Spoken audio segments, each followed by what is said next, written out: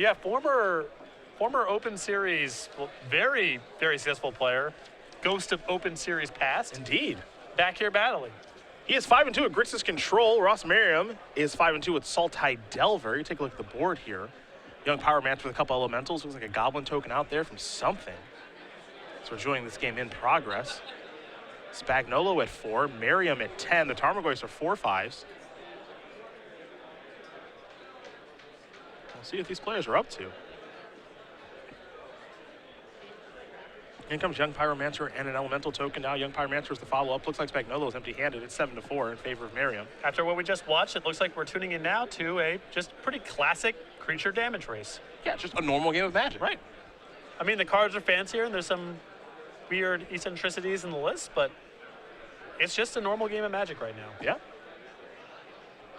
Merriam's in an interesting spot here because he's got two huge Tarmogoyfs that are each presenting lethal. But Spagnolo has enough chump blockers here to make things interesting. But if Merriam pumps the brakes, that means that Spagnolo can draw a spell for his Young Pyromancer, which means pumping the brakes isn't probably a good idea at all. It's possible that Ross's best case scenario here is attacking with 1, because it prevents all the damage on the way back, or most likely Nick can't attack, and it still forces some chump blocking. Ross's hand is a Forcible and a land. So nothing, effectively. Yes. So is he supposed to get in here with both Tarmogoyfs or not? That's the big question. Unless he's got a lot of huge draws, I don't think he can say go. I think attacking with 1 versus attacking with 2 is close.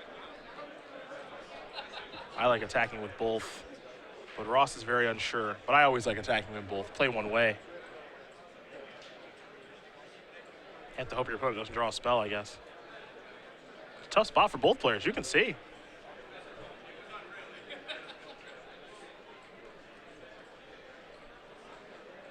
Merriam, super important turn for him. He picks up a 3rd loss. So it's probably over. Yeah. Almost certainly over.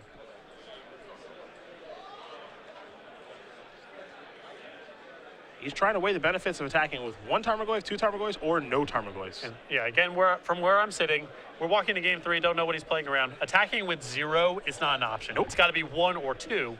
Looks like Ross has settled on 2. Tokens are blocking. Here's the thing, if Spagnolo whiffs this turn, this attack works out great. Yep. If he draws a spell, Ross probably going to lose. Attack for 2. A sign of a person who missed. Yep. Pass the turn back. Ross going to quickly untap, play a land, attack with both of these. Yep, he did miss. Pass the turn back. Merriam does have a Force of Will in hand. Spagnolo's going to play a Ponder. Trigger. Ross, I think, might Force of Will this. Well, you get a double chump block out of it if you force a will right now. Yep. The problem is if Nick cantrips into more cantrips, where do you stop it? You kind of need to stop this now. Force the double chump block, and then Nick's drawing up the top of his deck without really anything going on. And you can be pretty confident the last card in his hand. I suppose it's possible it was Daze, but most likely a land. There are the blocks. Does Spagnolo have an out here? He'll draw a card. It's 5-4. Gataxian Probe going to go down to 2. Redraw. Counterspell. That's going to do it. Ross Merriam's going to win this match here over Nick Spagnolo. Barely hangs on. Salty Delver will take care of Grixis Control. Merriam is still alive in this thing. Nick Spagnolo, we haven't seen in a very long time, always brewing in Legacy. Of course. In fact, was the first person I've seen in any constructed Magic tournament to play with Pack Rat. Played it alongside Life from Below in one of his old control brews many, many moons ago before people played Pack Rat in Standard. Maybe a little ahead of the curve there. A little bit.